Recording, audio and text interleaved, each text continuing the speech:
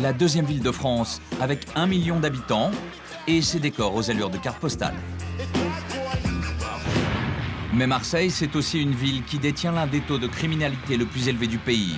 Une ville au bord de la crise de nerfs, car ici, tous les chiffres de la délinquance sont dans le rouge.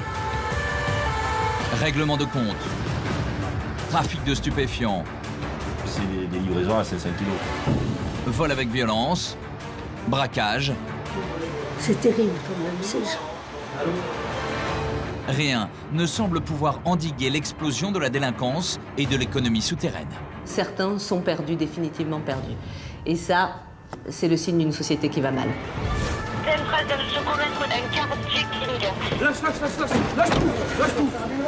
Ils peuvent souvent s'attaquer à des personnes donc pour un téléphone portable, un collier.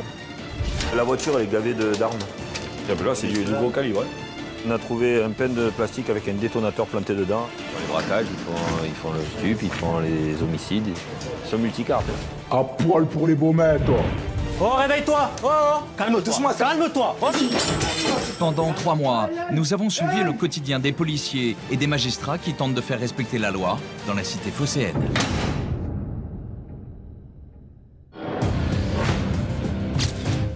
Nous sommes dans les quartiers nord de Marseille, tôt dans la matinée. On a affaire à un règlement de compte qui s'inscrit dans du banditisme classique qu'on a sur Marseille. S'il vous plaît, messieurs, est-ce que vous pouvez vous écarter? Allez. Ici, il y a quelques minutes, un commando de tueurs a mis fin au règne de Roland Gabin, une figure de la pègre locale. Un homme considéré comme l'un des parrains de la ville. Âgé de 46 ans, ce caïd marseillais était fiché au grand banditisme. C'est le 11e règlement de compte depuis le début de l'année. Cette femme, une habitante du quartier, a assisté à l'exécution. Sous le choc, elle est emmenée à l'écart par les policiers. Christophe Barret est procureur à Marseille. Quand il y a un meurtre, c'est lui qui supervise l'enquête. Et les règlements de compte, il connaît. À Marseille, on en dénombre une quinzaine chaque année, souvent liés à des guerres de territoire sur fond de trafic de stupéfiants. C'est quelqu'un qui n'a pas un passé d'honnête citoyen, voilà. Et manifestement, on est sur un règlement de compte, donc quelque chose de très organisé, avec 2 véhicules, 4 hommes qui en descendent, cagoulés, armés, et vraisemblablement une dizaine de coups de feu, avec ce qu'on appelle des gros calibres. À la recherche de la moindre trace, les experts de l'identité judiciaire passent au crible la scène du crime. Dans les affaires criminelles, ces indices sont souvent précieux pour remonter jusqu'aux auteurs de ces tueries. C'est la manifestation de cette concurrence, de cette violence, de cette lutte pour le pouvoir, pour l'argent, pour la maîtrise d'un trafic. Forcément, ça alimente une économie souterraine.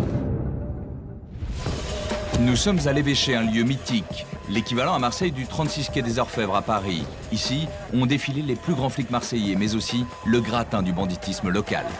Il est pas allé, il est toujours temps de... Il vient de se lever, hein. Ben, il est toujours temps de se mettre en dispo, là. Franck et Jérôme appartiennent au groupe Voie Publique, une unité d'investigation. Depuis plusieurs mois, ils enquêtent sur un gros bonnet de la drogue, un homme qu'ils ont mis sur écoute. Allô, oui. Ah, mon frère, ça va quoi? Viens pas.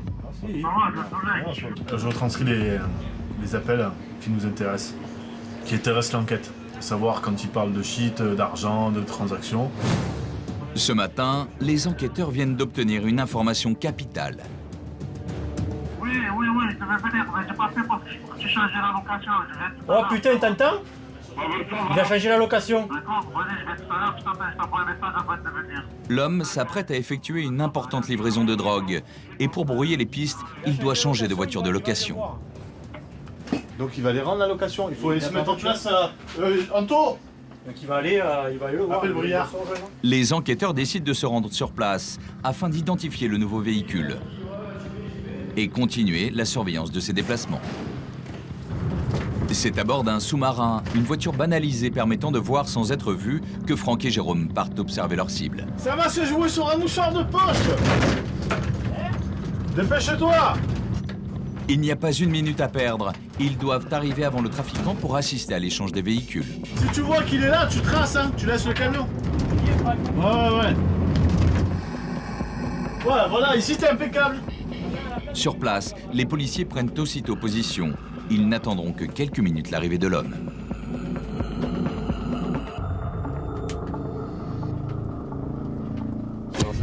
C'est lui. Vas-y. Vas-y, c'est lui. Mets-toi. Ah, mais c'est bon, je l'ai. Ouais, c'est bon. En survêtement gris, c'est le chef du réseau qui alimente en résine de cannabis plusieurs cités marseillaises. Considéré comme très dangereux par les policiers, il est aussi extrêmement méfiant. Il fait un premier arrêt devant l'agence de location avant de décider de déplacer la voiture. Du sous-marin, les policiers ne peuvent plus l'observer. Putain, il s'est garé là-bas, ce con. Jérôme sort pour aller se poster dans une chambre d'hôtel en face de l'agence de location.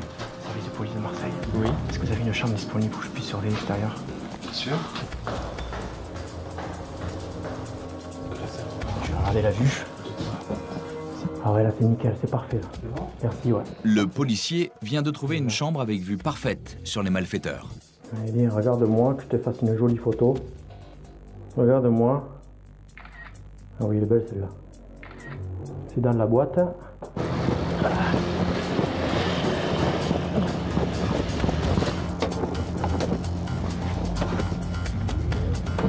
Tu l'as vu? Il pourra pas dire qu'il est jamais venu au véhicule. Voilà, la photo parle d'elle-même.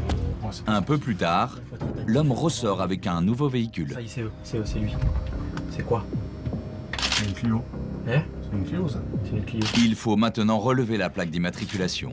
Il vient vers nous. Attention, ne te mets pas trop près de la fenêtre qu'il me voit.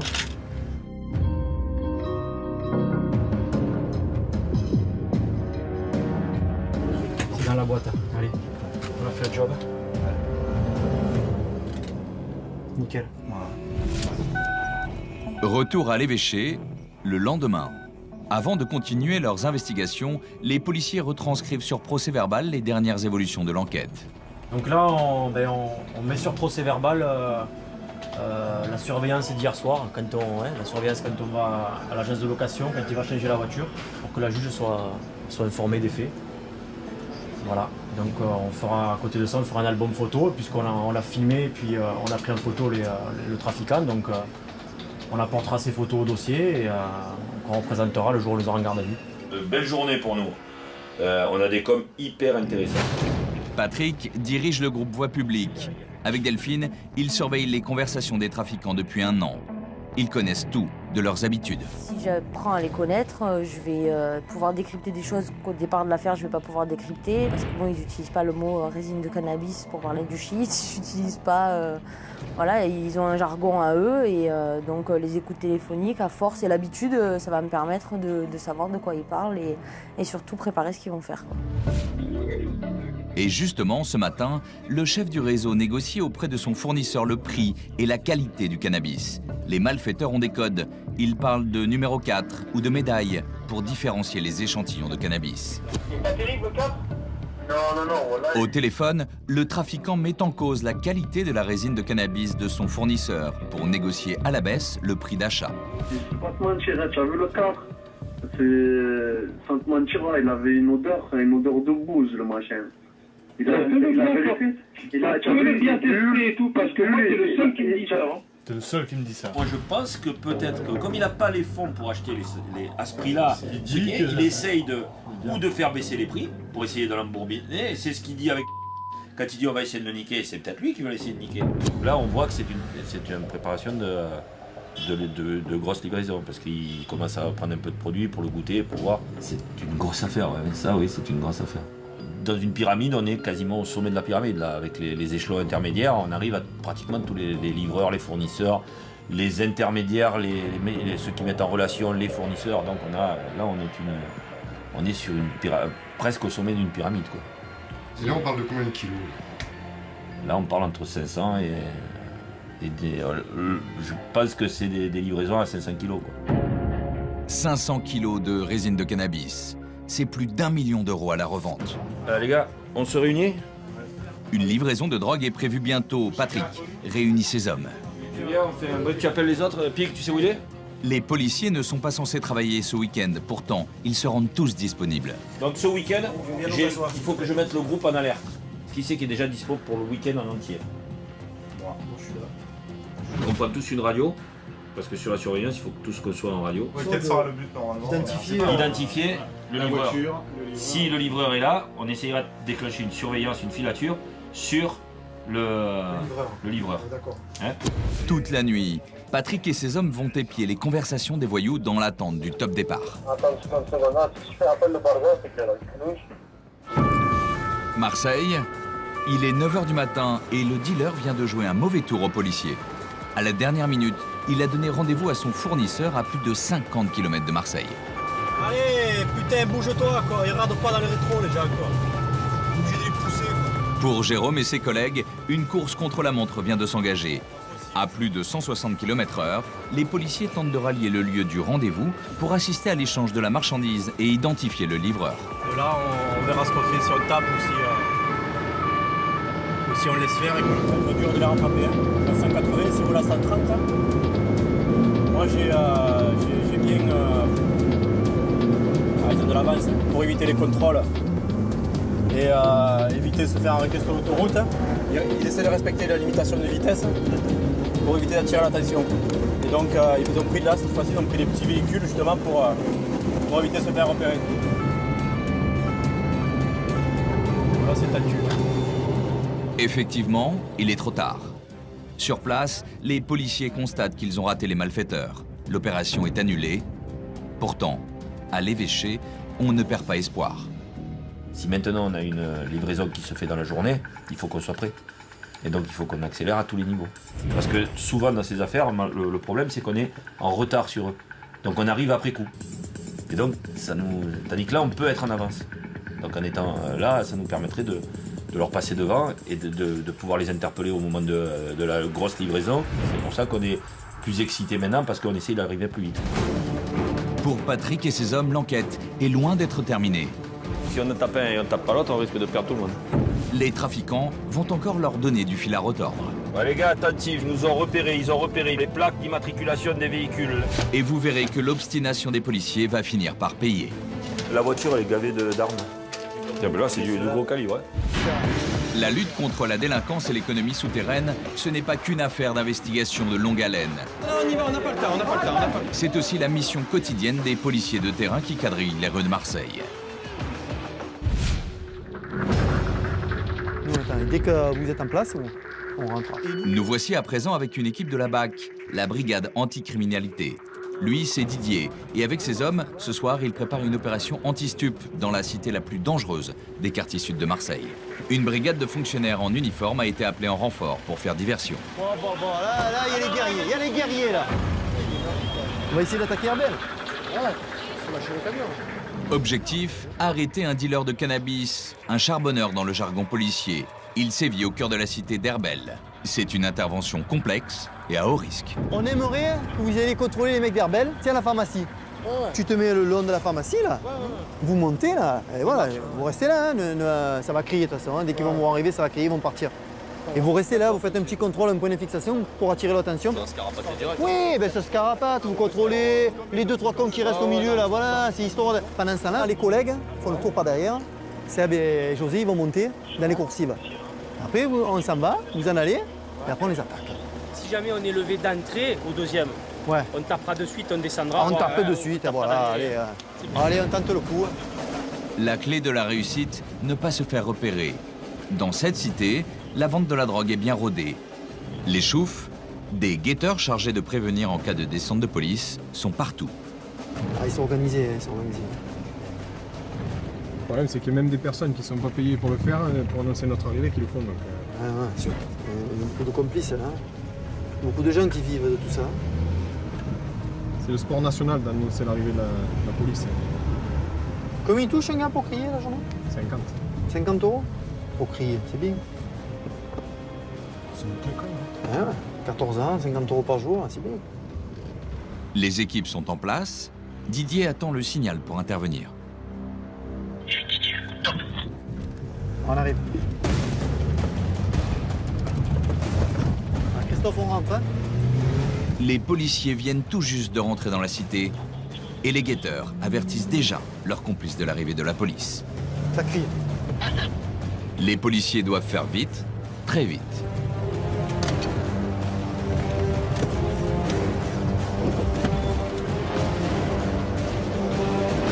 Dans les coursives de l'immeuble, les hommes de la BAC se trouvent nez à nez avec le vendeur. Un jeune homme qu'ils connaissent bien, chaque jour, il écoule une centaine de barrettes de hashish. Seulement voilà, les policiers ne trouvent rien sur lui. Prévenu à temps par les guetteurs, il s'est débarrassé de la drogue. Il tente de justifier sa présence dans l'escalier, tant bien que mal. Et ça fait comment ton cousin? Mais ton cousin, c'est un fantôme, parce que tous les appartements là, ils sont vides. Ah, tu sais où il est ton cousin ou tu sais pas où il est? Oui, je sais où il est. Qu'est-ce que tu fais là? Il était déjà sur les charbons. On était en bas. Ah, il est parti et tu cherches. Didier et ses hommes fouillent les coursives de l'immeuble. Ils en sont persuadés, la drogue se trouve derrière l'une de ses portes. Mais impossible de savoir laquelle. Les hommes de la BAC décident d'abandonner les recherches. Ils reviendront plus tard, dans la nuit. À l'heure de la fermeture des bars, les policiers sont appelés pour un vol à l'arraché. Une femme s'est fait agresser dans le centre de Marseille. 2 jeunes en scooter lui ont dérobé le contenu de son sac à main. Comment ils étaient ces jeunes? C'est des petits jeunes. Ils sont partis vers où? Ils sont partis, pas cette ruelle, ils ont pris mes chaussures et ils m'ont arraché mon sac. Vous étiez où avant? C'est parce que je sais pas. Visiblement ivre, elle a du mal à expliquer ce qui s'est passé. M'a tout pris, merde.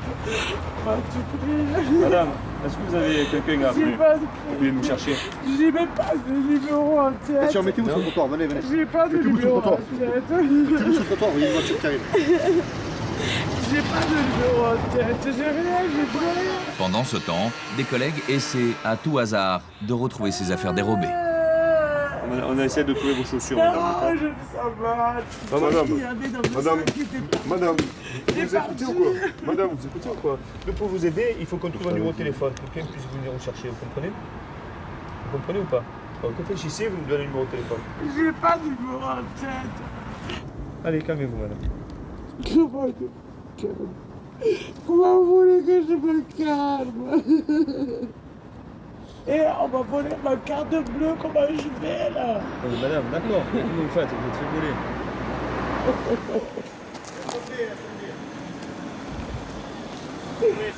Il a tout trouvé, la carte bleue, le téléphone. Voilà, il y avait tout là. Elle s'est pas fait arracher. Je crois que... Madame, regardez. Regardez. Madame, regardez. Votre carte bleue, votre téléphone, il est allumé. Mais comment ça se fait? Ben, je sais pas. Il y a quelqu'un qui vous a téléphoné, Esther. Esther, oui. Je sais pas si vous avez un petit peu trop bu. Rappelez-la. Attendez. Pourquoi appelez Esther qu'elle vienne nous chercher? On va le torcher. Cette fois, il n'y a pas eu d'arrachage. En état d'ébriété, la femme a probablement dû renverser son sac une 50aine de mètres plus loin. Retour à l'évêché avec Patrick et ses hommes. Les trafiquants de drogue viennent de quitter le sud de l'Espagne. Les policiers ne veulent pas laisser passer l'occasion d'intercepter le convoi. C'est quand même 5 kilos, tu ne le mets pas n'importe où non plus quand même. Hein. Ouais, il est allé chercher le produit. Il va se donner rendez-vous là dans la nuit, tu vas voir, il va recevoir un appel. Autour de Patrick, une vingtaine de personnes est mobilisée. Les voyous sont armés et dangereux cette nuit. Il faut les mettre hors d'état de nuire. Avec Jérôme, nous rejoignons la frontière espagnole. Ça fait des mois qu'on est sur eux, qu'on les surveille. Donc, ils ont déjà fait beaucoup de voyages et celui-ci est... On a attendu pas mal de fois, celui-ci est bon pour nous parce que bon, on sait qu'ils sont chargés, donc on va se répartir sur plusieurs aires de repos, sur l'autoroute. Et voilà, donc filature et dès qu'on peut, on les interpelle. Dans la voiture, la tension est palpable. Intercepter un convoi de drogue, c'est une opération extrêmement périlleuse. Et pour Jérôme, c'est une première. C'est pas qu'on est excité, mais voilà, c'est un stress positif et on est professionnel jusqu'au bout. Hein. Les trafiquants de drogue, c'est des individus qui sont très connus de nos services, qui sont sont éventuellement armés, on sait qu'ils ont des armes, puisque l'un d'eux est recherché pour un règlement de compte. C'est une interpellation qui est pas évidente, c'est forcément dangereux. Sur cette aire d'autoroute, les trafiquants ont leurs habitudes. Sitôt passé la frontière, c'est ici qu'ils s'arrêtent régulièrement pour faire une pause. C'est l'endroit où le groupe Voie Publique espère les interpeller. Tu vas te positionner comment?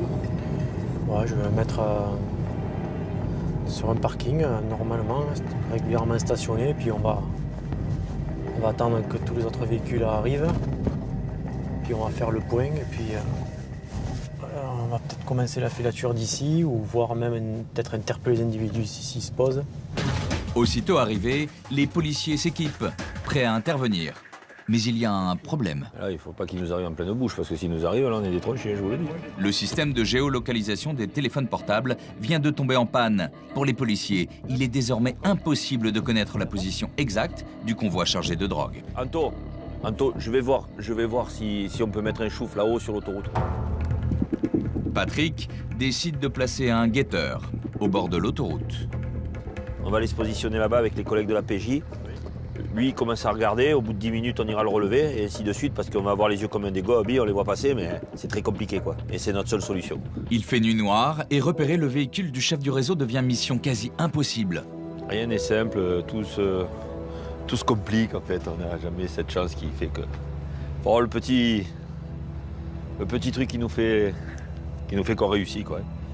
Mais c'est jamais simple, donc ils nous donnent tous plus ou moins du mal. Eux, ils sont quand même assez performants, on va dire. Dans ce genre-là, ils sont quand même assez performants. Alors que Patrick s'apprête à relayer son collègue au bord de l'autoroute, allez, la voiture surgit. C'était quoi, là? C'est une Clio. Une Clio MBE qui va être passée, ouais. On part. Ouais, sur l'autoroute, on part. À notre niveau, à nous. On est passé. On annonce sur les zones, mais tu n'écoutes pas parce qu'il annonce sur les zones, là. Ils viennent de l'annoncer. On va essayer de la rattraper. Hein, on va voir si c'est celle-là. Ça marche. Rapidement, Patrick rattrape la voiture suspecte, celle du chef du réseau.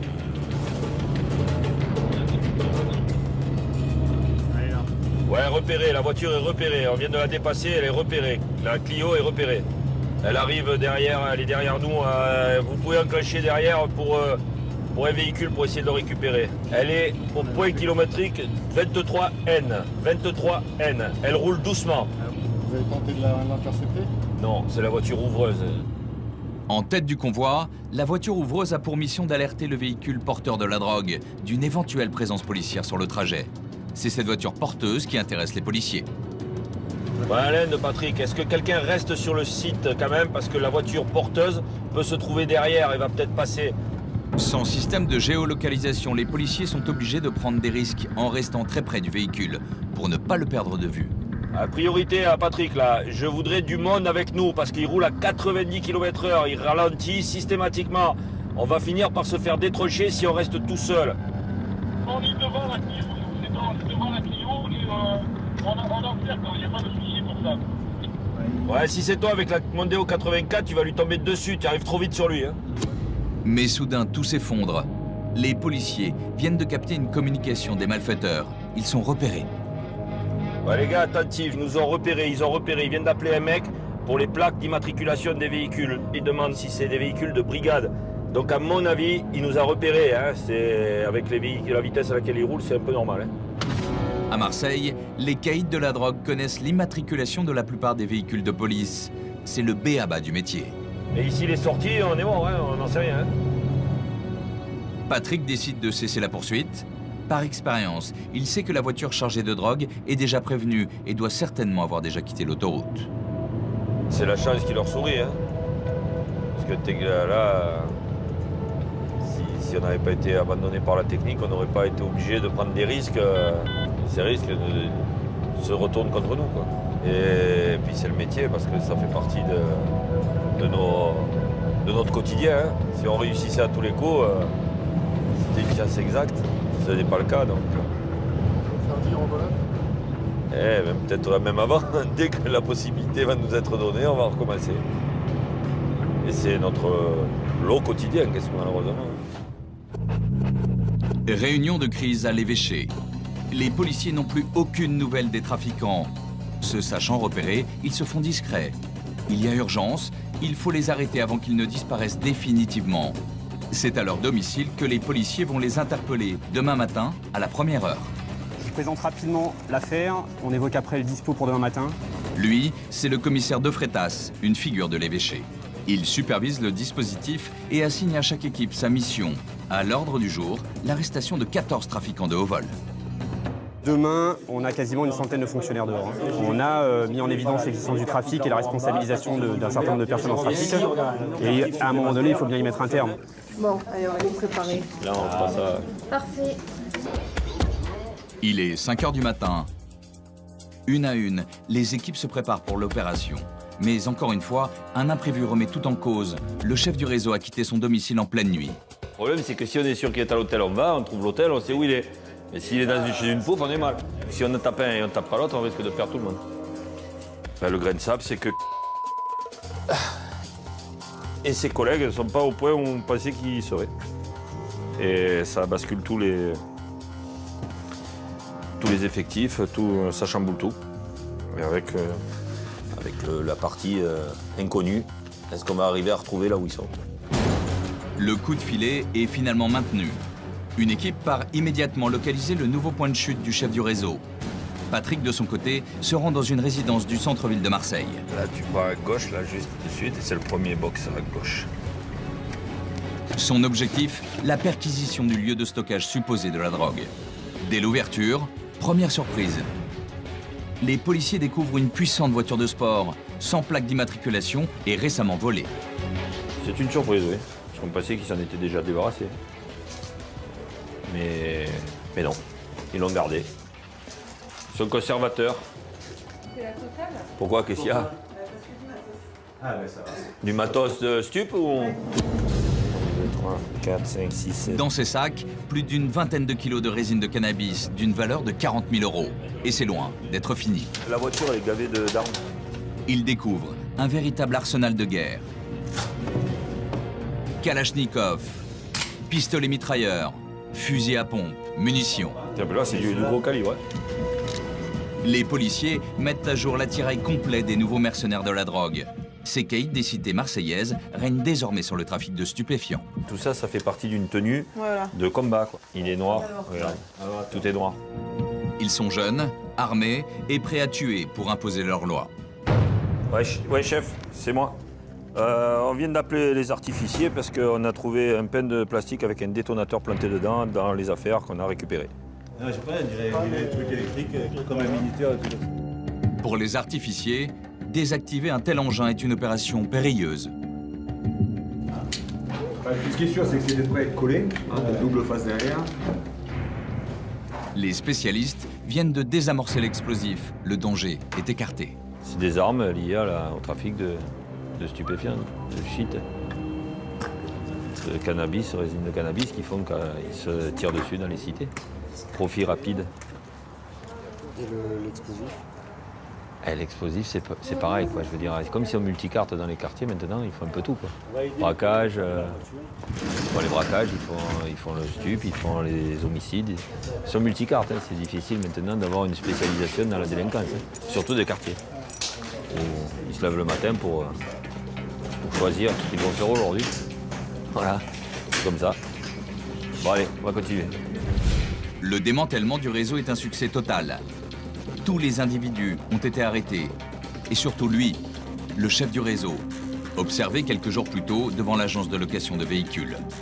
Jérôme l'a localisé dans un hôtel près de Marseille. L'opération d'aujourd'hui marque la fin de son ascension criminelle. Détention non autorisée de stupéfiants, emploi non autorisé de stupéfiants, acquisition non autorisée de stupéfiants, offre ou cession non autorisée de stupéfiants, participation à association de malfaiteurs, en vue de la préparation d'un délit puni de 10 ans. Là, au départ, c'était local, te concernant, c'est national et international. Voilà. Ok ? Voilà. Il aura fallu plus d'1 an d'enquête pour démanteler ce réseau de trafic de stupéfiants et faire tomber ces nouveaux caïds marseillais de la drogue. Eh bien, on va faire le point, on va taper tous les procès-verbaux pour faire son interpellation, sa garde à vue, et puis il ira voir gentiment son avocat. Bon, tu nous as fait galérer quand même un peu, je dis pas que ça a été facile. Hein. Tu nous as fait galérer quand même. Hein. C'est parce que bon, on a un peu marre de te courir après. Hein, parce que nous aussi on a une vie. Hein. Le week-end on a mis les passer à la maison, le soir. Hein, à un moment donné, il suffit de courir, le chat et la souris ça va un peu. Pendant 4 jours, la durée légale de la garde à vue en matière de stupéfiants, le trafiquant va être interrogé par Delphine. Moi personnellement, franchement, je vais être correct et direct. La vérité, j'ai rien à dire. Moi ça me va. Je sais, j'ai pas attendu tes auditions. Ouais, pour, sais, là, franchement, ce coup-là. Vous avez tout ce que vous avez, ouais, je sais, vous avez. On est blindés là. Bon, allez, on se revoit plus tard. On va les mettre à l'ombre pour un moment, mais j'ai pas besoin de leurs aveux pour les mettre à l'ombre. Là, je sais que j'ai tout dans la boîte. C'est une belle affaire. Ouais. c'est l'affaire. Ça va être une des affaires de ma carrière, je pense. Là, ça fait 1 an et demi. J'attends de les faire avec impatience. Dans l'attente de son audition, l'individu est conduit dans les cellules de l'évêché. Ouais, tu es tranquille en bas, faut pas le bordel. Hein? Tu es pas minot de toute façon, hein. Pas te le dire. Il encourt une peine de 10 à 15 ans d'emprisonnement.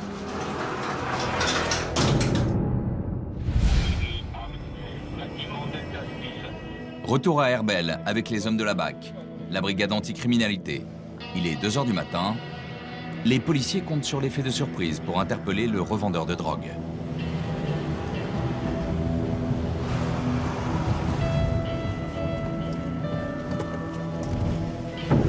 Peine perdue. Devant eux, en bleu sur ce scooter, un guetteur les a déjà repérés. Sa mère, on ne pourra jamais l'avoir avec ça. L'homme file donner l'alarme pour prévenir le dealer de la présence de la BAC dans la cité. Les policiers décident aussitôt de couper la retraite au dealer. Ils connaissent l'appartement où il se réfugie. Sur cette coursive, au premier étage, l'individu qui court, c'est le dealer. Le policier à ses trousses arrive trop tard. C'est la police. Je vous vois derrière votre volet. Hein. Il a eu le temps de rentrer. Ouais. Ouvrez votre porte, sinon il y a quelqu'un qui va venir la défoncer. Hein.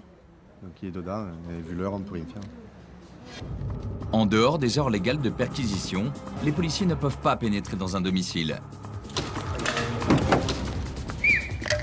Soudain, des projectiles sont jetés sur les policiers. L'environnement devient de plus en plus dangereux. Les hommes de la BAC décident de partir. Pas me pavé dans la tronche, tu vas bien. Ça a jeté, on a jeté les pavés. Ça a jeté les pierres? Des pavés, ouais. Non. Eh oui, mais là où on était, de l'autre côté, on l'a vu passer. Ah ouais? On a vu, c'est pour ça que je dis monte. Ouais. Pour la police, il est de plus en plus difficile de pénétrer à Herbel, comme dans bon nombre de quartiers de Marseille. Dans certaines cités, véritables supermarchés de la drogue, ce sont désormais les dealers qui imposent leurs lois. AVC, c'est l'immatriculation de la voiture.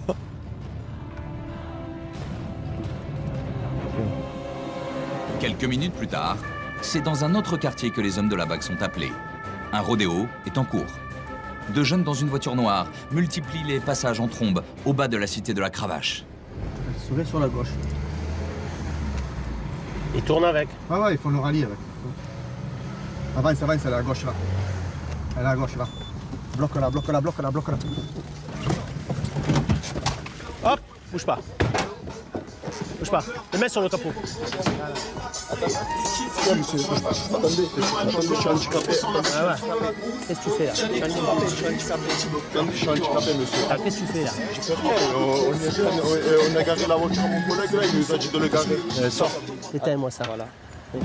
Tu es handicapé, assis-toi là. Ouais, je suis handicapé. Assis-toi.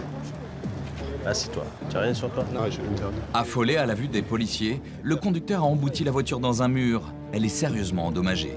Et le jeune, à peine majeur, n'a pas le permis. Elle était garée là-bas, je voulais la garer là et j'ai tapé. Voilà, il a tapé. Tu n'arrêtes pas de faire des tours, on le sait. On nous a appelés jeunes. Non, ça fait un moment que tu fais le con à la résidence, c'est ça? Ah, voilà. Pourquoi tu le dis pas? Le mec, il n'a pas le permis, il vient de fracasser sa voiture dans un truc, tu sais. Enfin, la voiture de quelqu'un d'autre, tu sais, d'un collègue de la cité, là. Le propriétaire du véhicule est injoignable. Visiblement, il prête sa voiture aux jeunes du quartier qui se l'échangent et s'amusent avec. Allez, retourne avec tes collègues là-bas. Ça va, c'est bon. En fouillant la voiture, un policier découvre quelques grammes de cannabis sous une trappe du coffre. Le conducteur est emmené au commissariat pour défaut de permis et détention de drogue. Bah, c'est du shit qu'on a trouvé dans la voiture. Quelques barrettes. Évidemment, le jeune joue l'étonné. Il nie être le propriétaire des barrettes de shit. C'est pas à moi, ça. Je savais même pas qu'il y avait ça, je vous le jure. Mais comment on fait maintenant? Pas pareil là. Eh ouais, mais si je te dis. C'est vrai que ton propriétaire il est pas venu depuis tout à l'heure, parce qu'il savait ce qu'il y avait dans la voiture lui. Il y a combien de 12. Sérieux? C'est une go fast. Les policiers s'amusent de la situation. Tranche de vie habituelle dans un commissariat de Marseille. Combien on touche la cravache? Hein? Ah, je sais pas, moi je suis pas tant ça, rien. Ah, c'est pas mon boulot, moi. C'est quoi ton boulot? C'est quoi ton boulot? Mon boulot, c'est dormir, hein. Tu nous régales. Finalement, le jeune sortira quelques heures plus tard.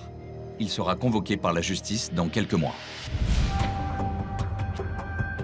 Audrey Joanneton, procureure au tribunal, voit défiler chaque jour dans son bureau des jeunes de cité. Elle ne cache pas son inquiétude face à l'augmentation de cette délinquance. Il y a une véritable organisation mafieuse dans certaines cités de Marseille. Et c'est vrai que le constat est tel d'une espèce de génération dont je ne dirais pas qu'elle est perdue parce que ça va à l'encontre de mon éthique de magistrat. Mais c'est vrai que on se dit parfois que certains sont perdus, définitivement perdus. Et ça, c'est le signe d'une société qui va mal. Impuissance, découragement, des sentiments que partagent les policiers et les magistrats à Marseille. Ils s'inquiètent de l'omniprésence de la drogue dans les cités et de la violence que le trafic engendre. Nous retrouvons Jérôme et Delphine du groupe Voix Publique. Il est 6 h et ce matin, ils vont interpeller les auteurs d'un vol à la portière qui a eu lieu il y a quelques mois. En fait, ils ont commis un vol à la portière ici même, hein, dans ce quartier-là, sur une personne qui était tranquillement au feu, arrêtée. Et nous, il se trouve qu'à ce moment-là, on était en surveillance et on était en train de filmer justement les mêmes personnes pour d'autres faits, hein, une autre enquête. Sur cette vidéo, filmée par la police, on voit 2 jeunes en pleine action. Oh, il a arraché. Il a arraché le sac. En rouge, en train de courir, l'auteur du vol. Il vient de dérober le sac d'une automobiliste. Un sac posé sur le siège passager. Après enquête, les policiers ont identifié les voleurs. Ils vont maintenant les interpeller chez eux, dans les quartiers nord.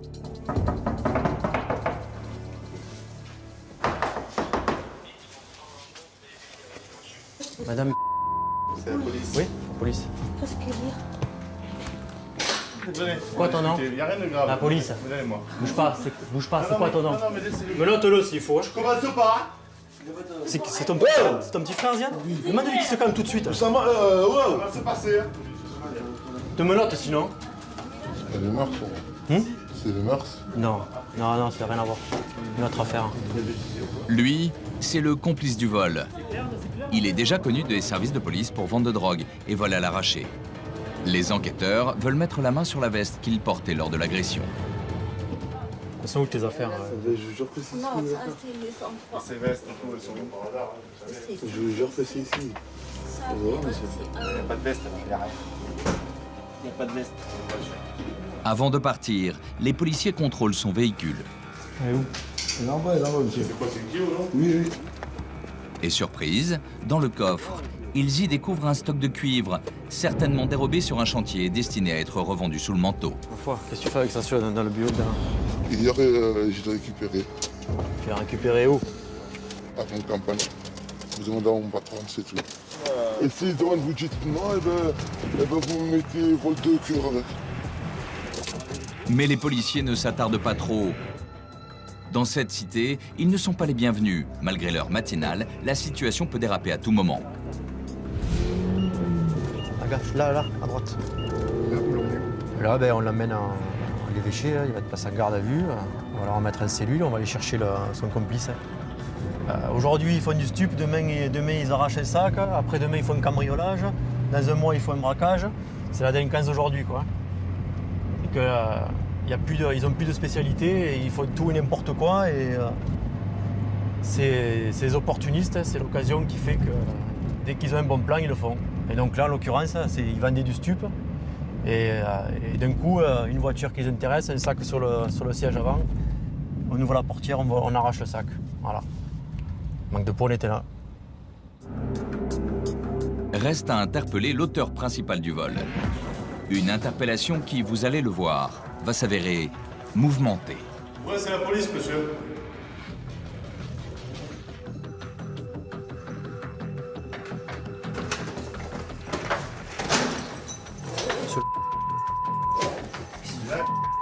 La police. Vous êtes... Ça sert. Réveille-toi. Réveille-toi. C'est quoi ça? Oh, vous êtes chez moi. Oh, réveille-toi. Oh, réveille-toi. Visiblement, l'homme est ivre. Les policiers ont du mal à le réveiller. Donne ton bras derrière, voilà. Oh non! Y'a que ça pour te réveiller, c'est ça? Bouge pas, bouge pas, bouge pas. Bouge pas. C'est la police. Bouge pas. Pourquoi tu te réveilles pas? Tant bien que mal, ils parviennent à le menotter. Mais qu'est-ce qu'il a, lui? Il est pas bien, non? Ça va? Il a pas de soucis. Ah, bah là, il s'est réveillé, ça y est, là, il est réveillé. On va faire une perquisition ici. On va t'emmener, tu vas aller en garde à vue. T'as droit à un avocat, à un médecin. Et pourquoi? Pour une histoire de vol à la portière. Moi j'en veux plusieurs des avocats. Ah oui. Ah oui. Ils prennent dessous, si tu veux. Tu travailles? Ouais, je travaille, vous inquiétez pas. Non, je suis pas inquiet. Moi je parle pas avec vous. Je suis pas inquiet. Les enquêteurs sont à la recherche d'indices pouvant le confondre. Y'a rien. Vous pouvez les scapes demain. Ils perquisitionnent l'appartement. Rien de rien. Non, rien de rien. Eh ben, y'a vraiment rien. Ils veulent connaître l'origine de ses revenus. Voilà, si je cherche en plus, s'il travaille. J'ai déjà travaillé dans ma vie, chef. C'est pas ça, je te demande si tu travailles en ce moment. En ce moment, je travaille pas. J'ai déjà travaillé dans ma vie. C'est tout. Enfin, tu me réponds. Difficile d'avoir des réponses aux questions avec toi. On travaille pour moi. C'est pas pareil, là. Hein? Vient d'où? Te l'as Comment offert? Ouais, me l'a offert. T'as la facture ou pas? Non. Et fouille, machin. Faites le ménage. Videz tout. Fouillez poche par poche. Parce qu'il y a vraiment rien. Vous avez fait une grosse erreur. On va faire le reste de la maison. Hein. Oui, monsieur. Comment vous faites? Une perquisition, ça s'arrête pas à ta chambre. Mais bien sûr, la perquisition, ça s'arrête pas à ta chambre. Hein. La perquisition, c'est domicile. C'est bien, laisse-les fouiller un peu là. Reste là, assis-toi, reste là, assis-toi. Allez, viens, écoute, ne parle pas. Calme-toi. Ne sors pas de ta chambre, reste là. Vous avez une facture pour l'ordinateur? Elle a une facture, vous inquiétez pas. Allez, sortez. Qu'est-ce que vous parlez avec elle? Sortez-moi la facture. Pendant la fouille, l'individu s'emporte et devient violent. Calme-toi. Calme-toi. Oh, mais t'abuses, tu détaches là. Tu pues l'alcool. J'ai les yeux injectés. Aïe, aïe! Les policiers finissent par le maîtriser. Calme-toi. Tu t'es calmé ou pas? T'arrêtes pas de bouger. Tu restes très agressif. Ne bouge pas. Tiens, regarde, ça va. Tu bouges. Tant que tu seras pas calmé, on va pas te lever. D'accord? Vous me détachez, calme-toi. Bouge pas, chef. Calme-toi. Calme-toi. Reste comme ça, là, t'es tranquille. Mais pourquoi vous faites ça? C'est ça que je veux savoir. Pourquoi vous venez faire ça? Sous l'effet de l'alcool, le suspect commence à divaguer. Tu crois que t'aurais été balancé? On va faire un kilo en rentrant. Balancer, faire un kilo en rentrant. Tu crois que t'aurais été balancé?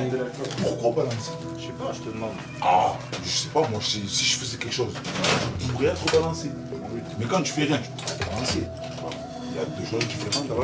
Les billets verts, les billets violets, le talbert. On en a, ne vous inquiétez pas. 6 000, 7 000, 10 000 le mois. Oui. Allez. Les policiers ne trouveront rien dans l'appartement. Tu vas avec eux? Merci beaucoup. Tant mieux. Allez-y les gars. C'était pas dangereux, mais bon. Là, on va directement à l'évêché. On va passer en garde à vue le jeune homme. Et on va commencer l'enquête. On peut la commencer là. Du moins la finir, parce qu'elle a déjà commencé. Finir. Les arracher de sac à main, c'est pas pour nous. Je mange pas de ce pain-là. Tant mieux. Quel pain tu manges? Ah, ça c'est un autre jeu, ça. Il faut rentrer dans l'autre jeu après. C'est plus pareil. Et il allait se donner comme ça, le jeune. Et ben après, je travaille à la poste avec mon père. C'est amusant, non? À l'évêché, les enquêteurs lui font passer un contrôle d'alcoolémie qui va confirmer leurs premières impressions. Souffle. Tant que le téléphone arrêté. Verdict, Léo? 1 gramme 20 dans le sang à 10 heures. Donc c'est quand même pas mal. Hein. Ça veut dire qu'il avait beaucoup plus il y a quelques heures. Hein. De retour dans les locaux du groupe Voie Publique, les policiers lui signifient sa garde à vue. Tu fais la GAV de lui? Ouais. Il n'y a pas de souci, je reste calme, vous êtes que le rose. Oui, il était connu pour être un peu excité. Ouais, non mais il est un peu fumé ce mec, on le savait un peu, donc c'est pour ça qu'on prend des précautions, mais il a voulu s'exciter, il a commencé à se débattre, à donner des coups, donc on est obligé d'employer la force strictement nécessaire pour le maîtriser, c'est pas lui qui mène la danse, c'est nous. Hein. Dans l'attente du procès, l'homme et son complice seront remis en liberté et placés sous contrôle judiciaire. Dans la cité phocéenne, les forces de l'ordre restent mobilisées pour endiguer les trafics en tout genre. Le gant de ciel, ça fait 2 fois qu'il fait un aller-retour. Messieurs, bonjour. Marchandise à déclarer à la douane? Oh putain! Voleurs à l'arraché, revendeurs d'or, les policiers sont sur tous les fronts. Allez, ça part. Tu reconnais ce scooter ou quoi? Tu n'as pas l'impression que tu es parti avec? Et ils se montrent impitoyables. C'est un contrôle, monsieur. Vous avez rien de particulier sur vous, monsieur? Videz vos poches ici. Ma chevalière, j'en mettais tous les soirs là. J'ai regardé, elle y était. Je vais aller me gâcher tout ça pour un collier. Mais là, vous êtes en train de la gâcher, votre vie, monsieur. On vient procéder à un contrôle de la bijouterie. Je vous informe que vous êtes donc placé en garde à vue.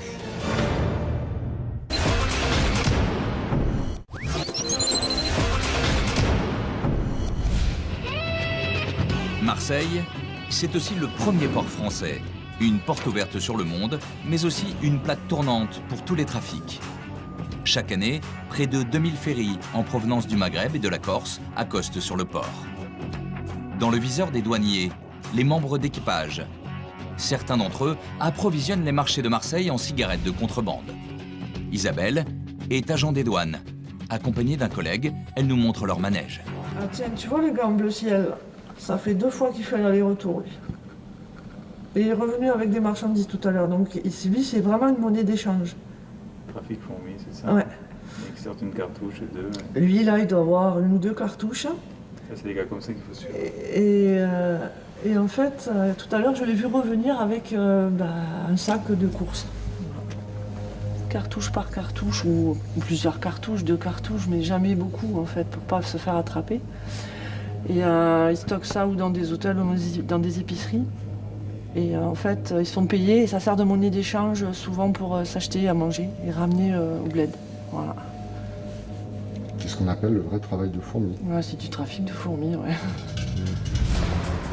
Les marins ne sont pas les seuls à se livrer à ces petits trafics. Il y a aussi les passagers des bateaux. Johan est agent des douanes. Ce matin, il se rend au point de contrôle des véhicules en provenance du Maghreb. Donc là, on fait l'arrivée du Carthage. Un ferry, le Carthage, vient d'accoster en provenance de Tunisie. Bon, on va procéder par ciblage des véhicules. Et comment vous faites pour les cibler? Des petits critères personnels, on va dire. En fonction en fonction déjà d'une expérience et ensuite d'une approche de la personne au moment du contrôle. Qu'est-ce que vous trouvez en majorité? Alors là, c'est essentiellement des cigarettes et de la contrefaçon. Il y a un gros impact du port de Marseille sur le trafic de la région. Johan et son équipe vont contrôler plus de 150 véhicules. Valises, sacs, moteurs, banquettes, planchers, tout y passe. Messieurs, bonjour. Marchandises à déclarer à la douane? Non. Est-ce que vous transportez plus de 10 000 €, messieurs? 10 000 €? Oui, pour vous-même, la famille ou... Non? Johan vérifie le chargement de la camionnette. Il découvre plusieurs centaines de serviettes de bain. Il soupçonne une importation illégale. C'est destiné à la vente sur les marchés, ça? C'est pour les vendre sur les marchés? Non. Non? Parce que là, c'est que du neuf, hein? Vous avez une facture pour toutes ces marchandises, là, ou pas? Oui? Vous pouvez me la montrer? Merci. Le propriétaire est en règle. Johan le laisse partir. Alors vous allez sortir ça, me le mettre sur le banc là, hein? En contrôlant cette voiture, Agnès vient de mettre la main sur plusieurs cartouches de cigarettes et des contrefaçons. Quand je vous pose la question qu'avez-vous à déclarer, c'est les cigarettes qu'il faut me déclarer, monsieur. Eh oui, pas me dire rien, hein? Eh oui, ça c'est interdit, hein? Les cigarettes, il m'en a dit 2 cartouches, il y en a beaucoup plus. Quand on dit 2 cartouches, c'est 2 cartouches de 10 normalement. Et là, c'est des 25. Si c'est des 1500, ça m'étonnerait. Ah si, 1500. Et des, vous voyez, il a mélangé le... Il a mélangé. Là aussi. Voilà, c'est une cartouche mélangée. Là aussi, c'est interdit, monsieur. Mais c'est pas pour moi, bien sûr que c'est pour vous. Mais c'est interdit, monsieur, ce sont des contrefaçons. Et ce n'est pas fini. Elle décide d'approfondir ses recherches. Ça continue, oui. Ouais. Chaussures et vêtements de contrefaçon, l'homme pensait faire de bonnes affaires, mais il va vite le regretter. Il va avoir une amende à payer. Ensuite de ça, elle va être mise en dépôt chez nous et ensuite détruite. Eh bien, on va voir combien ça va faire, combien il a sur lui et ce qu'il va devoir payer. S'il est récidiviste ou non, on va voir ça à l'intérieur. Attendez, là. Alors, monsieur, donc là, ce sont les marchandises interdites. Madame, toujours, c'est... Non, mais...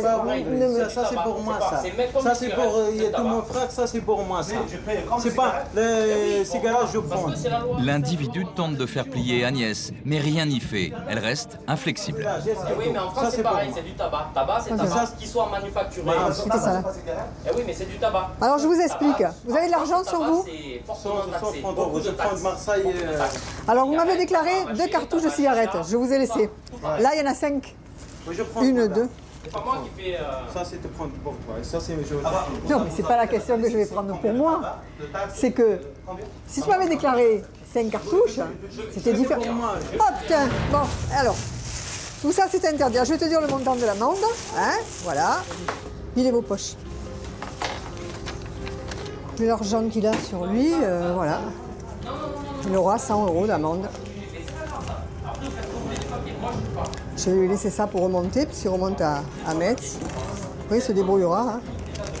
Et là, c'est vraiment un minimum. Un minimum. Allez, signez-la. 100 € d'amende. L'homme s'en tire à bon compte. Il repartira les mains vides, la marchandise est confisquée. Sur ce bateau, les douaniers ont accumulé les prises. Bilan de la journée, plus d'une centaine de cartouches et des dizaines de contrefaçons. Le volume par semaine est assez important au niveau des saisies.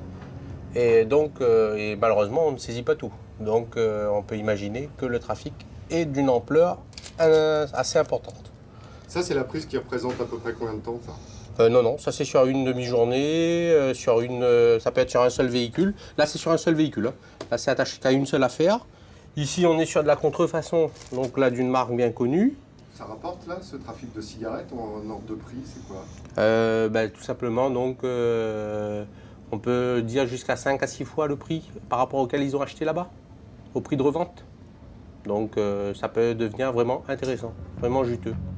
Et ensuite, c'est destiné à la revente sur la Porte d'Aix, Noailles, etc. Et ça peut même repartir vers d'autres villes de France. 800 000 €. C'est la valeur du tabac de contrebande saisi à Marseille l'année dernière. Au final, toutes ces cigarettes seront détruites. Pour les autres, celles qui ont échappé à la vigilance des douaniers, elles seront revendues sur l'un des nombreux marchés parallèles de Marseille.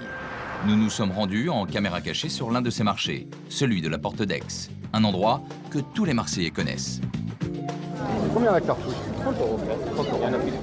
C'est au milieu, non, j'ai l'euro. Combien? Paquet ou cartouche? Cartouche. Non, j'ai l'euro, 28, c'est au milieu, 30, ouais. C'est 32. 28, là, pour Les revendeurs n'hésitent pas à interpeller les clients pour écouler leurs marchandises. Des cartouches de cigarettes à moitié prix, 30 € en moyenne au lieu de 60 dans le commerce. Combien? 20. 20. On va. 27. Ça va. 27. On a déjà pris 27. Vous l'avez là? Attends, j'arrive loin. Le trafic est parfaitement organisé. Un vendeur, avec seulement quelques paquets sur lui, attire les clients. Juste à côté, un complice l'approvisionne en gros. Ouais, je vais la prendre. La pochette, un sac. Ouais, je vais la mettre dans mon sac. Attention, la police. Ouais, je la range. À Marseille, on estime qu'un quart de la consommation de tabac provient des cigarettes de contrebande. Mais sur ce marché, on ne trouve pas que des cigarettes. Ici, on peut également se procurer toutes sortes d'articles de contrefaçon, au détail ou en gros. des articles qui seront ensuite revendus par les marchands à la sauvette qui pullulent à Marseille. C'est quoi la marque? C'est ça? Montre-moi-le. Ouais. C'est la BAC qui lutte au quotidien contre ce trafic. Didier et ses hommes viennent de surprendre un revendeur en pleine activité. Il y a des marques là ou quoi? Sûr, hein? Si je cherche, si je trouve au fond, hein? L'homme assure qu'il ne vend pas de contrefaçon, mais les policiers vont vite constater le contraire. Ah, ça commence, Adidas. Ah, Real Madrid. D'où vous le sortez, ça, monsieur? Vous avez une facture d'achat ou quoi que ce soit? Combien il y a le maillot? Combien il y a le maillot? 2. Attendez, c'est pas fini. S Marshall aussi, c'est. Ouais, mais c'est en bois, ça, non, US Marshall? V2. Ah, il y a le OM maintenant, mais il est de côté, ceux de marque. Ils sortent d'où? Hein? C'est des contrefaçons ou c'est des vrais? C'est des vrais? Combien vous le vendez, ça, monsieur? C'est la 20. 20 €? Ah, c'est contraventionnel, ça. C'est une vente à la sauvette. Il n'y a que ça, là, qui c'est un pays encore. Hein. Je ne sais même pas s'il est vrai. Ah, c'est parti. Bon, on ne t'embarque pas. Hein? Par contre, on ne veut plus te voir, là. D'accord? Hein? Devant tout le monde et tout, on ne veut plus. Hein? Terminé. Hein? Tiens, prends ça. Allez, L'individu peut s'estimer heureux. Les hommes de la BAC le laissent repartir sans le verbaliser, faute de preuves suffisantes. On fait du social, ce soir. On fait du social.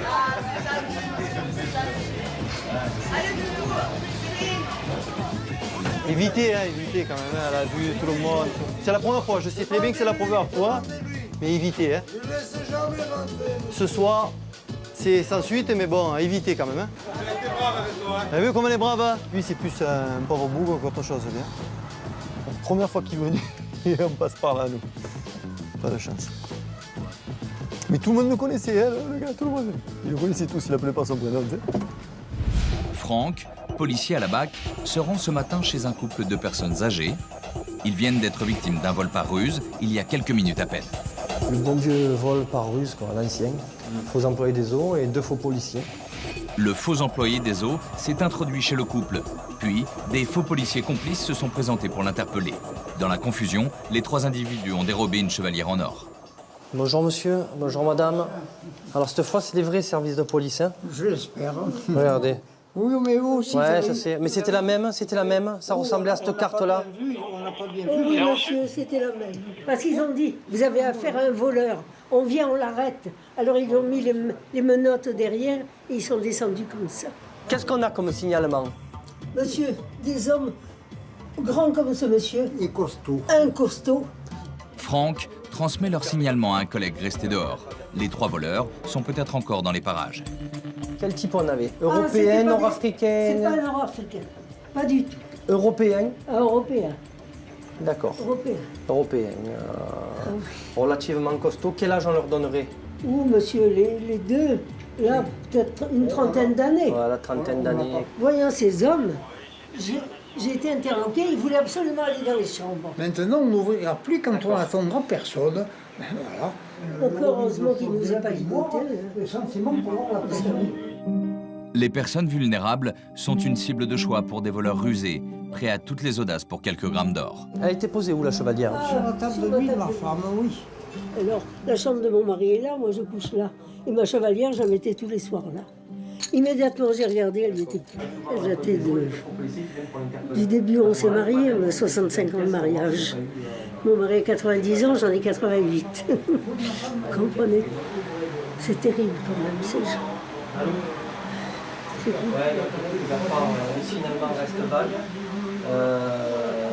Bon courage, messieurs, dames. Faites attention à vous et déplacez-vous au commissariat du 8e pour le dépôt de plainte, d'accord? Oui, nous irons dans l'après-midi. Très bien.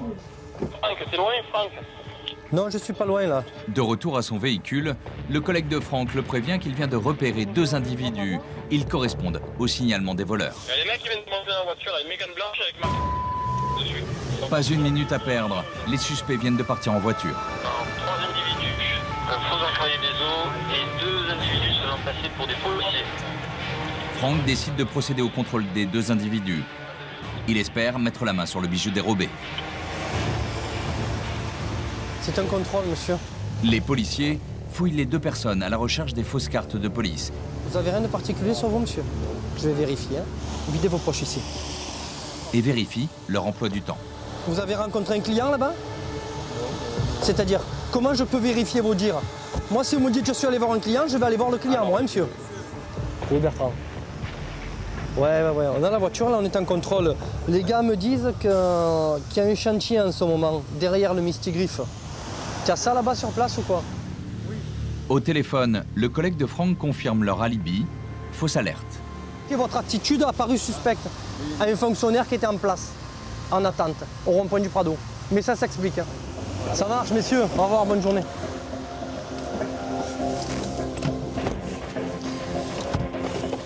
Ils tournaient, ils viraient, tu vois. Je les ai suivis, ils faisaient pas de course. Le manège nous paraissait suspect, non? Mais en fait, il n'y a rien. Ouais. Non, mais j'ai compris après. On estime que 3 kilos d'or, l'équivalent de 60 000 €, sont dérobés et revendus chaque mois à Marseille. La fièvre de l'or s'est emparée de la ville. Cette nouvelle ruée vers l'or, c'est au tribunal de Marseille qu'on la mesure au quotidien. Ici, pas un jour sans qu'un dossier de vol d'or ne soit traité. Un véritable fléau. Nous sommes à la permanence d'urgence du parquet. Ce qu'on va faire, c'est qu'on va lui faire une composition pénale avec stage de citoyenneté. Florent Crouy est substitut du procureur. C'est lui qui donne une réponse judiciaire aux interpellations du jour. On peut avoir jusqu'à 5 à 10 vols à l'arrache de colliers par jour, avec de jeunes majeurs, mais surtout également des mineurs qui sont le plus souvent mis en cause dans ces procédures. Pour endiguer la recrudescence de ces vols, la justice est sans pitié pour ceux que l'on appelle les arracheurs. Là-dessus, on a une réponse et une politique pénale qui est empreinte de fermeté, avec des déferlements systématiques auteurs majeurs ou mineurs, parce qu'on estime que pour mettre un terme à cette délinquance de voie publique, il n'y a que l'emprisonnement, ne serait-ce qu'une courte peine d'emprisonnement, qui peut aussi dissuader ces jeunes de commettre ces délits. Pourtant, rien ne semble pouvoir arrêter cette délinquance encouragée par la flambée du prix de l'or. Et justement, ce matin, Florent Crouy répond à l'appel d'un enquêteur. Oui, bonjour, monsieur. Au vol de violence à la mèche du centre. Je vous appelle pour... Vol à l'arrache au départ, et je crois que ça s'est transformé après en violence et outrage. Hein. En violence, outrage et injure à caractère racial. D'accord. Alors c'est quoi qu'on essaie de lui voler à la victime? Ah ben, on n'a pas essayé, il lui aurait arraché son collier. Ah d'accord. Donc on n'est pas seulement sur une tentative, on est sur un vol alors. Ah oui, on est sur... Ah oui, non, l'arraché a eu lieu, il n'y a pas de souci à ce niveau-là. D'accord, bon, je suppose qu'au moment où il s'est un peu emporté, il y a plusieurs fonctionnaires qui l'ont interpellé et qui l'ont maîtrisé au sol. Ah voilà, oui, donc là, il n'y a pas eu d'arrangement, quoi, je veux dire. Non, mais pour rentrer surtout, il aura craché la figure, ça passe pas. Ok, est-ce que alors, il reconnaît... lui, voilà, c'est quoi sa position sur le fait? Alors, il reconnaît tous les faits qui lui sont reprochés, sauf l'arrachage du collier. Oui, sauf le plus important et sauf qui nécessite au départ l'intervention des policiers. Voilà. Le magistrat décide d'entendre dès le lendemain l'auteur présumé du vol, avant qu'il ne soit jugé, en comparution immédiate. L'auteur de l'arrachage, c'est lui. Il a 19 ans. Récidiviste, il est actuellement en liberté conditionnelle. Avant d'être présenté au substitut du procureur, il est entendu par Farid, un membre des services sociaux du parquet. L'occasion pour l'individu de clamer son innocence. Vous êtes quelqu'un de vif dans la vie? Vous avez Non, je suis quelqu'un de calme, de douce. Et là, je suis énervé parce qu'on ne m'a pas écouté, j'ai pété les plombs. Et là, je suis excédé, ça fait plus de 48 heures que je suis en garde à vue. Oh, je suis père de famille. Maintenant, voilà, je me retrouve dans la merde pour rien. Maintenant, l'outrage, je le reconnais, l'outrage, la rébellion, je me suis excité, je me suis énervé, ça c'est vrai. Mais voilà, suite à quoi? À une injustice, c'est tout. D'accord. Voilà. Allez, merci. Au revoir, Michael. Pour Farid, c'est l'avenir même de ce jeune qui va se jouer devant le tribunal. Il n'y a pas d'entre-deux. Il est ou relaxé ou condamné. On est face à un dilemme. Soit ce gamin, parce que c'est un gamin, il va pouvoir rebondir, soit à un moment donné, il va être à nouveau cassé. Monsieur le manant, je vous prie. Le mis en cause est présenté au substitut du procureur. À poil pour les beaux maîtres. Il va lui notifier les charges retenues contre lui, avant son passage en comparution immédiate. Pour le jeune homme, c'est la dernière occasion de se faire entendre. Bonjour monsieur. Faut vous asseoir monsieur. Alors, je suis procureur de la République, je suis avec une auditrice de justice, c'est-à-dire une magistrate en formation qui va assister à l'entretien. Vous reconnaissez les violences, les outrages, les dégradations, et vous contestez l'infraction initiale, l'infraction qui a nécessité l'intervention des services de police, c'est-à-dire le vol avec violence. Alors dites-moi exactement ce qui s'est passé, monsieur. Je ne suis pas un voleur, je n'ai pas à être accusé de ça. Je suis père de famille. Depuis que je suis sorti de prison, je vous jure, je fais tout. Je suis premier de ma classe. Mes patrons, ils sont... Je suis apprenti maçon, je suis premier de ma classe. Mes patrons, ils sont fiers de moi. J'ai réussi à récupérer mon enfant. J'ai une copine, on est en train de chercher un appartement. Je suis en train de tout bien me remettre. Ma copine travaille, est en train de tout bien restabiliser ma vie. Et je vais aller me gâcher tout ça pour un collier. Mais là, vous êtes en train de la gâcher, votre vie, monsieur, parce que si moi je suis votre position, que je ne partage pas et que vous n'êtes pas l'auteur de ce vol, reste qu'après, il y a des infractions qui ont été commises et que si vous êtes aussi brillant que vous le dites, je ne vois pas pourquoi vous avez outragé... De moi, j'ai senti l'injustice. Une fois que la victime elle est venue, elle me désigne en tant que voleur que c'est pas moi. Mais c'est vous. Moi, je dis qu'elle vous a reconnu en confrontation et qu'elle vous a reconnu au moment où vous étiez sur les lieux des faits. Mais c'est écrit qu'il y a beaucoup d'incohérences dans ce qu'elle a dit, dans le rapport de police. Moi, je ne vois pas d'incohérence, monsieur. Je vois qu'elle vous reconnaît formellement. C'est tout ce que je vois. Voilà, monsieur, merci. Vous redescendez au Joal et puis on vous fera... Ça sera cet après-midi. Non, ce sera un autre procureur. Même s'il reconnaît les violences, le déni total du vol ne plaide pas en sa faveur. À l'issue de sa comparution, il sera condamné à la peine planchée. 3 ans de prison, dont 18 mois avec sursis. À Marseille, 80% des vols avec violence concernent des arrachages de colliers.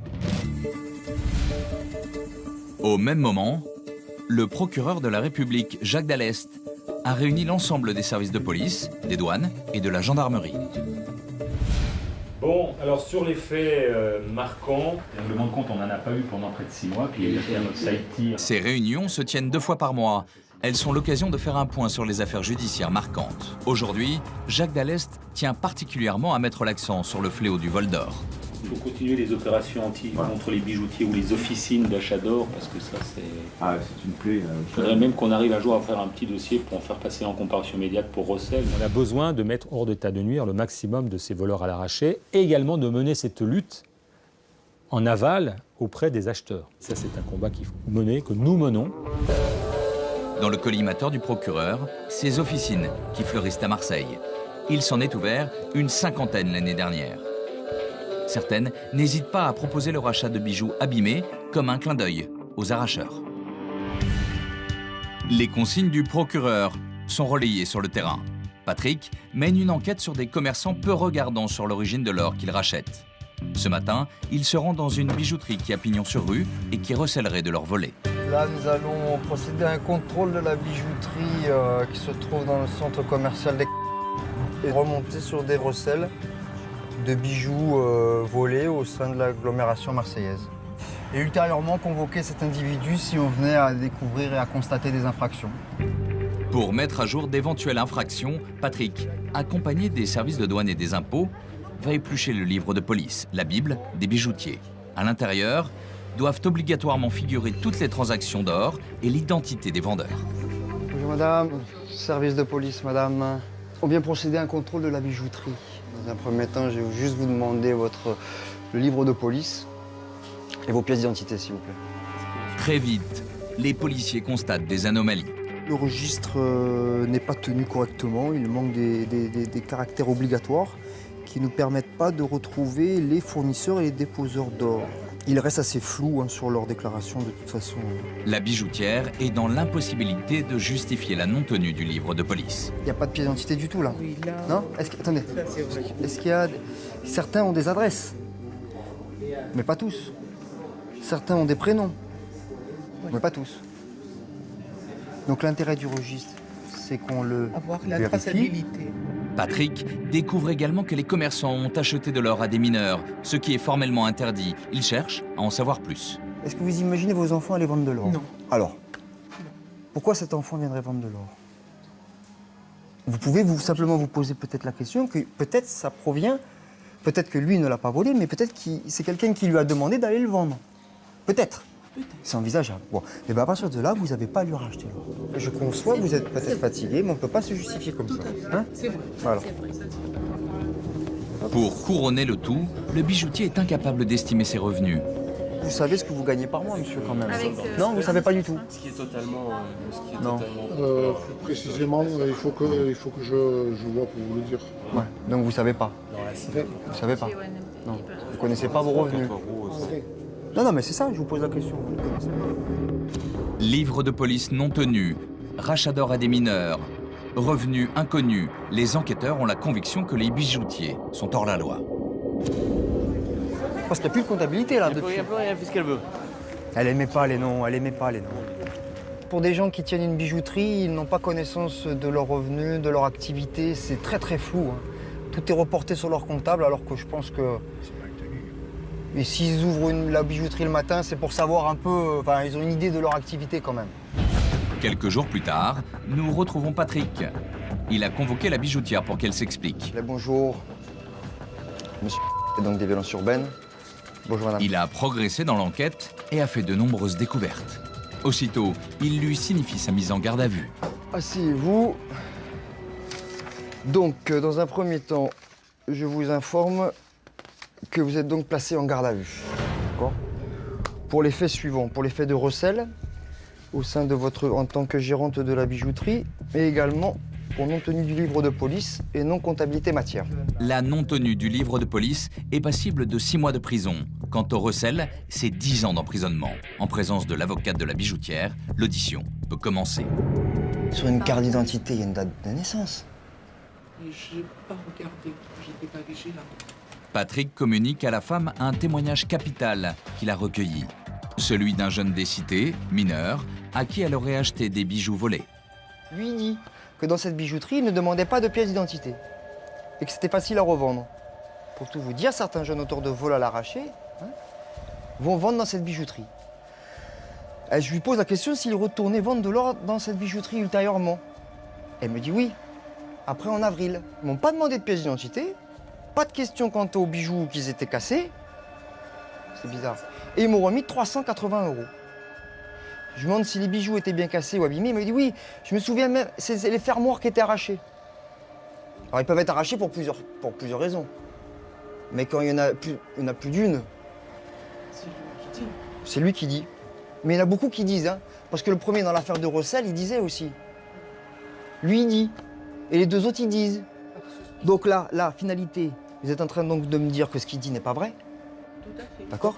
Et maintenant, moi, je vais vous dire, la seule façon de le démontrer, ça serait votre livre de police. Mais en l'occurrence, là, je ne peux pas dire que vous avez raison, puisque votre livre de police, il est vierge. Patrick pense avoir mis en lumière les malversations de la bijoutière. Il espère bien décourager les arracheurs de colliers. Si cette information pouvait être donnée à l'ensemble des crapuleux qu'il peut y avoir dans le centre-ville de Marseille, à savoir que les bijoutiers ne rachètent plus l'or que s'il n'y a pas des éléments démontrant qu'elle appartient bien à la personne. S'il n'y a pas de receleur, il n'y a pas de voleur. Laissée libre sous contrôle judiciaire, la bijoutière attend son procès. Elle risque jusqu'à 10 ans de prison.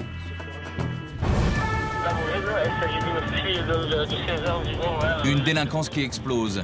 Des voyous de plus en plus jeunes. C'est là que le problème, c'est que même très jeunes, ils sont capables de tout la faire, la connerie. Allez, c'est parti. Vous comprenez ce scooter ou quoi? Ça fait l'impression que tu es parti avec? Bon, la réunion d'un de roue, ils seront placés en garde à vue. Sur le port, les enquêteurs découvrent des milliers de contrefaçons. Combien ça peut être vendu, ça? 5 €? Dans un instant, vous verrez que policiers et douaniers vont de surprise en surprise.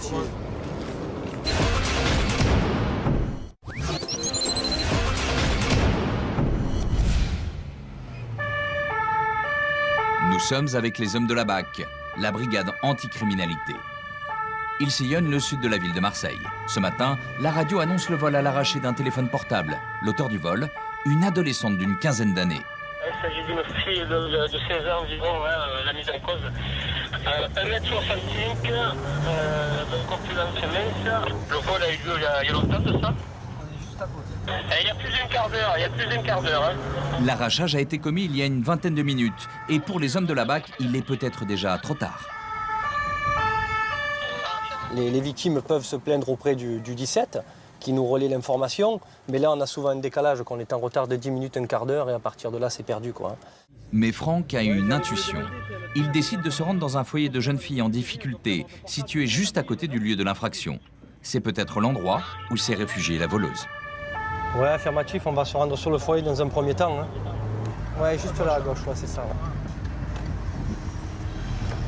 Bonjour madame, c'est les services de police. On intervient, on a eu un vol violence commis sur une jeune fille par une autre jeune fille âgée de 16 ans. Jean, débardeur bleu, les sourcils vraiment épilés, quoi. Non. Donc ça correspond pas du tout, quoi. Prévenu trop tard, cette fois-ci, les hommes de la BAC ne parviendront pas à retrouver la voleuse. Franck dirige l'équipe de la BAC. Mais avec ses hommes, il est surtout un spécialiste des vols à l'arraché. À Marseille, il s'en commet près de 10 000 par an, une trentaine par jour. Un véritable sport local, alors forcément, il est constamment sur la brèche. Ils peuvent souvent s'attaquer à des personnes donc pour un téléphone portable, un sac, un collier, voire un deux roues finalement, hein, et taper un deux roues, quoi. Pour lutter contre ce type de délinquance, véritable psychose pour les Marseillais, les hommes de la BAC n'ont qu'une alternative, le flagrant délit. Donc ce qu'on fait, nous, c'est qu'on choisit un secteur, on s'y pose, on y travaille, on essaie de repérer ces individus, et à partir de là, on les prend en filature. On les prend en filature, et puis on erre comme ils font, quoi, hein, finalement, sans se faire repérer. Et puis s'ils viennent à taper, on est là au bon moment, quoi. Chaque jour, Franck et ses hommes pistent les profils qui leur paraissent suspects. Fais le tour, tu te mets en face, à la limite, qu'on essaie d'avoir une vue. Voir ce qu'ils font. Tu les vois là, tac. Ils sont là, là. Là, tu en as deux là. Ils sont à la sortie du métro, tu vois. Regarde un peu à droite, un peu à gauche. Au loin, il vient justement de repérer deux adolescents. Ils sont très jeunes, mais bon. C'est là que le problème, c'est que même très jeunes, ils sont capables de tout la faire, la connerie. Avec Laurent, son collègue, Franck se met aussitôt en chasse. La filature commence. Pour ne pas attirer l'attention, nous les accompagnons en caméra discrète. Ce qu'il nous faut, c'est avoir le meilleur visuel pour ne pas être trop près, pour ne pas se faire décrocher, pas être trop loin pour voir s'ils tapent. Tu as un visuel, toi? Les policiers ont du mal à suivre les deux jeunes suspects. Sur leur garde, ils ne cessent de se retourner, de revenir sur leurs pas. Puis brusquement, ils se mettent à courir. Pour les hommes de la BAC, il s'agit de ne pas se faire repérer. Recule, moi j'ai le visuel. Ils abordent une femme, peut-être, attends, non? Non, il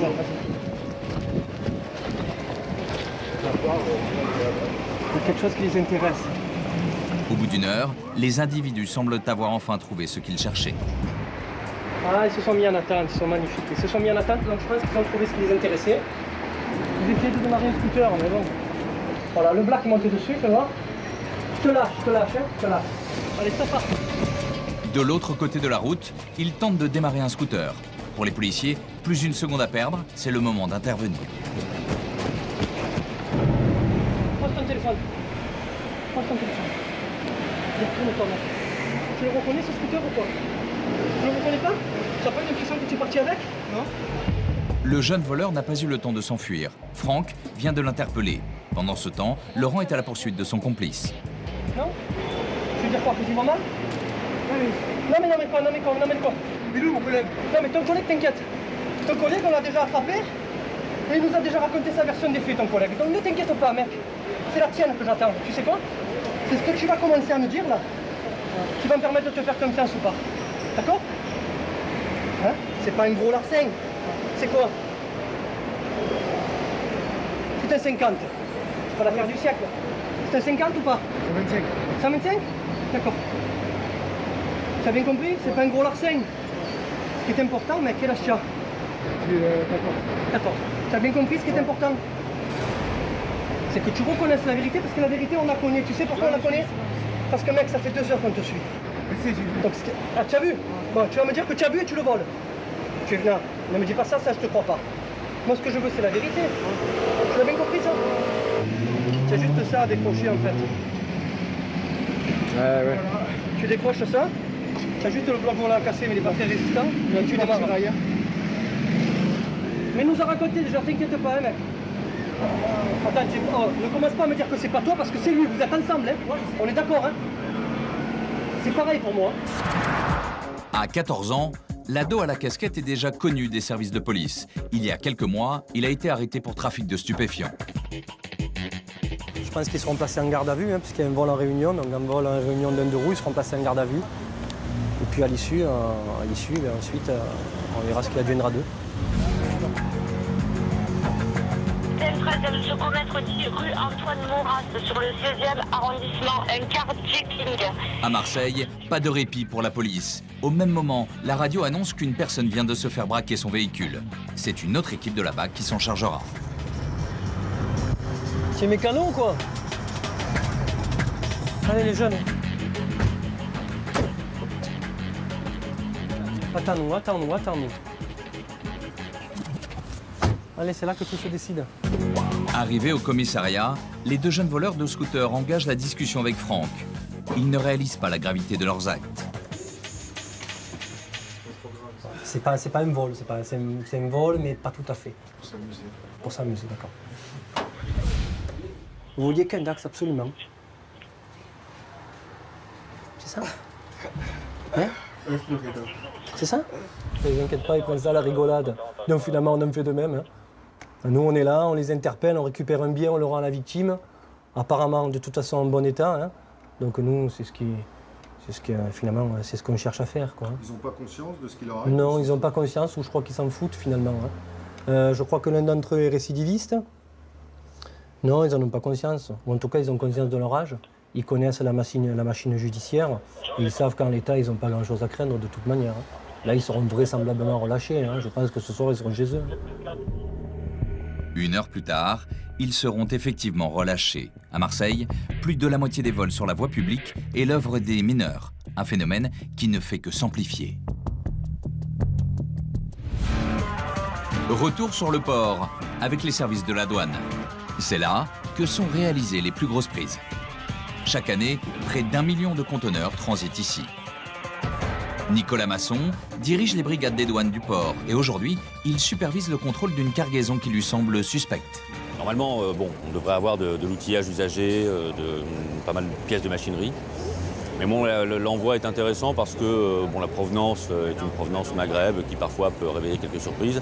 Et d'autre part, l'importateur, c'est une première importation qu'il opère. Donc sur un premier trafic, comme on connaît assez bien le trafic qui passe par ici, on aime bien voir véritablement si ce qui est déclaré correspond à la réalité. Dès l'ouverture, les douaniers comprennent que le contrôle va être compliqué. L'intérieur des conteneurs est difficile d'accès. Le chien ne peut pas détecter la présence de drogue.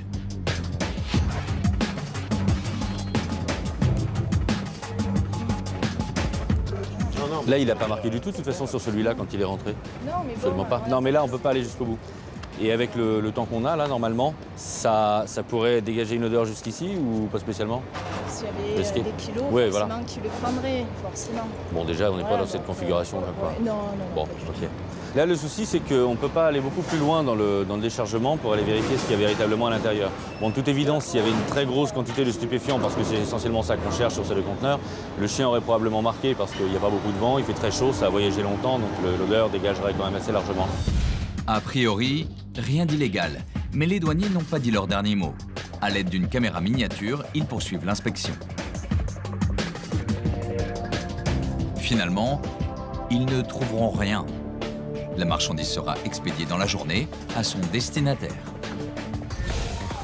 À quelques mètres de là, dans cet entrepôt, les douaniers ont un peu plus de chance. Ils ont isolé 2 conteneurs en provenance de Syrie. À l'intérieur, plusieurs milliers de vêtements de contrefaçon.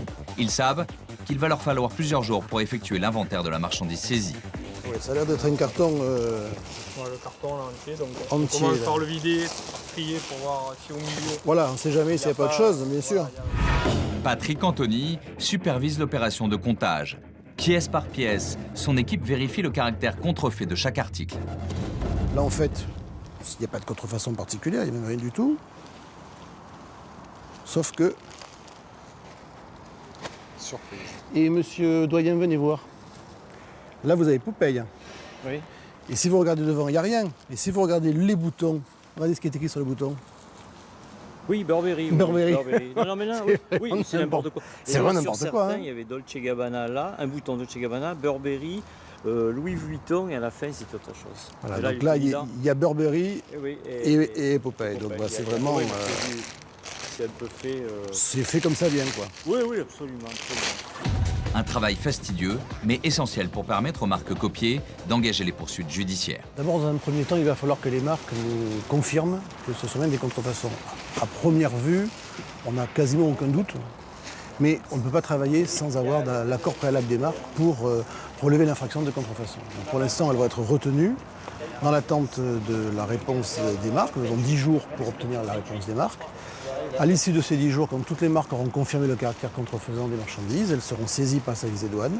Il y aura, je suppose, des poursuites judiciaires. À défaut, elles seront confisquées au profit de l'administration et ensuite détruites. Au total, les douaniers ont intercepté 5000 vêtements pour enfants. Un peu plus tard, ils découvrent une centaine de sacs de marques de luxe. Bon, c'est quand même une copie, hein, parce que bon, ce modèle, il existe chez Chanel. Je sais pas combien ça peut être vendu, ça, 5 €. L'année dernière, 400 000 articles contrefaits ont été saisis sur le port de Marseille. Ce 90 minutes enquête est terminé. Merci de nous avoir suivis et à très bientôt sur TMC.